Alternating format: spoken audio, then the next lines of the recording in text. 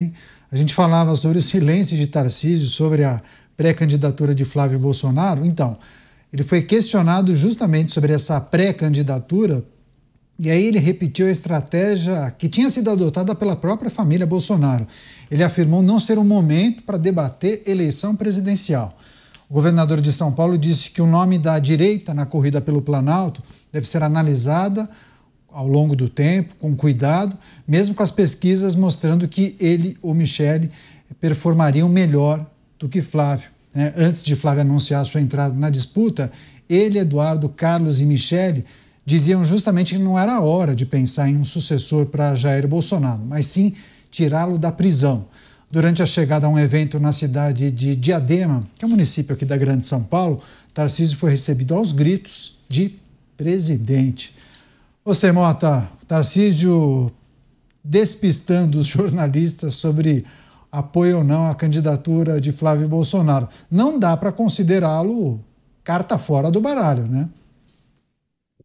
Bom, de acordo com as palavras do próprio Flávio, não dá, né? Porque, pelo que o Flávio disse, a gente pode interpretar a candidatura dele como um esforço para conseguir avançar com a pauta da anistia. Eu acho que, de um jeito ou de outro, Tarcísio vai ser uma parte fundamental do cenário eleitoral do ano que vem, simplesmente pelas suas características pessoais. Tarcísio é um dos políticos mais preparados que nós temos e tem um comportamento caracterizado pela sobriedade, pela prudência e pela lealdade àquele que foi o seu mentor político. E tudo isso é muito raro na política brasileira. Você, Kriegner, alguma pista do que Tarcísio sinaliza? É preciso ter cuidado, talvez ele demonstre esperança de que as coisas se ajeitem e seja ele o escolhido? Eu vou na linha do Mota, Caniato. O Tarcísio é uma figura que representa muito a prudência e a sabedoria na escolha das palavras. O Tarcísio tem isso como uma marca registrada. Em nenhum momento dessa especulação a respeito de quem seria, né, o escolhido do presidente Bolsonaro, o Tarcísio se colocou como um favorito. Na verdade, é muito pelo contrário, né? Ele sempre dizia, não, eu sou candidato à reeleição ao cargo de governador do estado de São Paulo.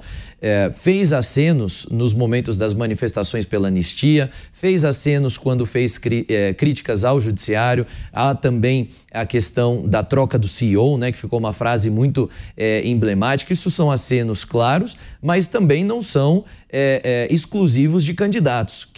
Quais são os políticos em quaisquer cargos hoje que estão longe de disputarem uma candidatura à presidência da República, que não estão fazendo críticas ao judiciário e ao governo federal? Todos estão, porque na verdade é quase que impossível você não ver os problemas que estão acontecendo aí. Então, ele não é o único também. Então, essa prudência, ela é muito bem-vinda nesse momento, porque a indicação de Flávio, ela traz também uma carga emocional muito grande. E aqueles que talvez possam se identificar mais com Flávio do que Tarcísio, possam até criar uma resistência imediata, uma vez que Tarcísio manifestar qualquer tipo de oposição a essa decisão. Então é muito bom ser prudente agora, calcular os próximos passos. O que é importante é que ninguém vai tomar uma decisão que não seja racional. Vão ser considerados elementos familiares, vão ser considerados também todos os outros elementos, mas a racionalidade, pelo menos é a minha esperança, vai prevalecer no final das contas. Se essa racionalidade não confirmar o que for a indicação via preferência familiar ou mesmo até posicionamento em determinadas pastas, com certeza todas essas decisões aí elas vão chegar num acordo e esses players vão chegar num acordo também para decidirem de acordo com a racionalidade e viabilidade. Eu tenho certeza disso. Os nossos comentaristas repercutindo uma entrevista coletiva concedida há pouco por Tarcísio de Freitas no município de Diadema, uma cidade que fica aqui na região metropolitana, e ele, claro, foi questionado sobre a pré-candidatura de Flávio Bolsonaro, e aí Tarcísio, muito hábil, né, despistou, não cravou absolutamente nada, mas disse que apoiaria qualquer decisão de Jair Bolsonaro, que se for Flávio, que irá apoiar Flávio Bolsonaro, espera que nessa disputa muitas opções de direita, até mais do que aquelas que são sugeridas nos programas e nos veículos de comunicação. Mas ele não disse se pode ser um desses candidatos, né? Caso o cardápio esteja recheado de candidatos de direita e de centro-direita. É preciso cautela nesse momento, Dávila, ou essa cautela pode ser confundida com uma certa frustração dele? É preciso cautela. Tarcísio de Freitas é sim um dos candidatos presidenciáveis mais competitivos do momento. Realizou um excelente governo em São Paulo, tem as ideias certas a favor da abertura de mercado, desregulamentação da economia, tirar esse Estado pesado, caro, corrupto e ineficiente das costas do setor privado. Ele acredita em tudo o que a direita preza como algo fundamental para o país. Portanto, para Tarcísio sair da campanha presidencial, é preciso ter um motivo de força maior. E este motivo, hoje, seria a preservação da candidatura de Flávio Bolsonaro até o fim. Ele não deixaria o governo do estado de São Paulo para entrar no embate com um membro da família Bolsonaro. Neste caso, ele disputaria a reeleição em São Paulo e nós teríamos outros 3 excelentes governadores ocupando esse espaço: Ratinho Júnior, Romeu Zema e Caiado. Rápida parada para você que nos acompanha pela rede. Mas nós seguimos aqui debatendo e analisando essa declaração de Tarcísio com os nossos comentaristas. Queria pegar esse ponto tratado pelo Dávila, Mota. Há quem entenda que a candidatura de Flávio forçaria o Centrão a depositar as fichas em um outro candidato, né? Alguns falam alguém mais ao centro ou uma terceira via. Tarcísio não poderia ser esse nome, né? Você descartaria completamente uma urna eleitoral com os nomes de Flávio e Tarcísio? Claro, é evidente. E eu também tenho dificuldade, Caniato, de ver o Centrão ou qualquer outro grupo lançando uma outra candidatura de direita para competir com a candidatura Flávio Bolsonaro. Eu não vejo nenhum sentido político nisso, se o objetivo é conseguir a vitória. Agora, se o objetivo é outro, ocupar espaço, lançar algum nome, fazer um teste, aí pode até ser. Mas eu acho que a possibilidade de uma vitória do que a gente chama de direita num cenário como esse ia ficar muito prejudicada. Pois é, vários candidatos de direita seria mais ou menos aquele cenário que você e o Dávila descreveram há pouco, né, Kriegner? Algo parecido com o que acontece no Chile. E aí, aquele que performasse melhor contra o presidente da República, que tentará possivelmente a reeleição, aí todas essas forças apoiariam o candidato melhor colocado. Esse é o cenário que lhe parece mais provável no ano que vem? Vou pedir que você faça uma introdução ao seu próprio comentário. 50 segundos. Me parece provável e me parece o mais justo também, porque você dá oportunidades para que os diferentes projetos, ainda que similares, mas tem ali ênfases um pouco diferentes, possam ser apresentados. Nós precisamos lembrar sempre que a vitória ela vem no segundo turno, e o segundo turno vai ser disputado por 2 nomes. Os que chegarem ao segundo turno, ali sim vão ter que recrutar o apoio, né? Mas no primeiro turno é hora de apresentação de projetos, é hora de defesa de causas e de mostrar as verdadeiras caras. Aqui viemos para esse pleito, né?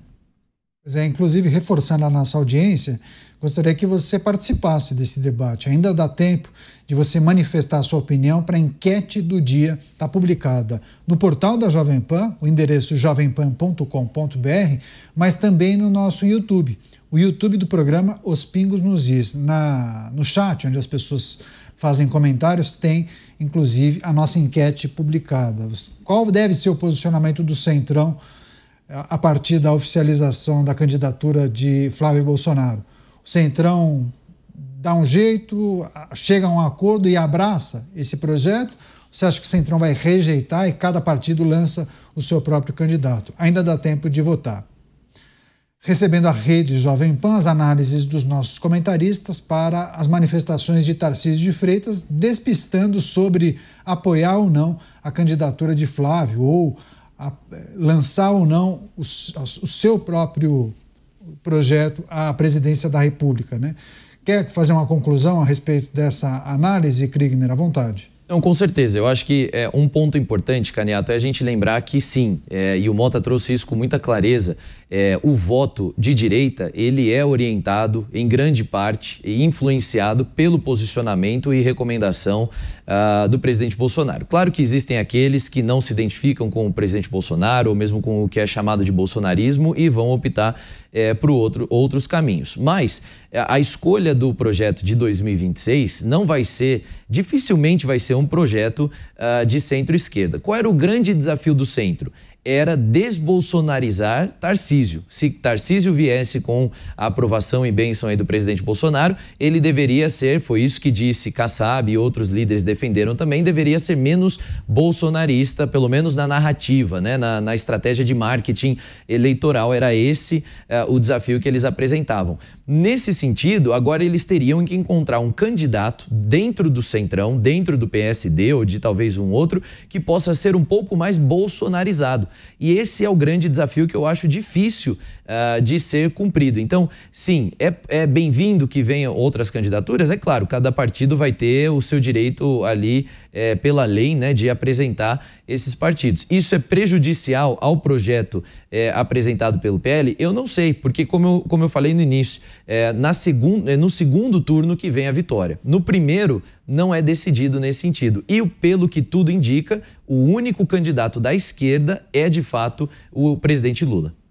Agora, Dávila, há um zum em Brasília que haveria um cenário em que o presidente Lula não toparia disputar. Informações que chegaram até a gente é que há um estudo que Lula só entraria nessa se tivesse plena convicção de que as chances de vitória fossem grandes. E aí, qual é o cálculo que, inclusive, o presidente deve fazer? E se não for ele, será quem?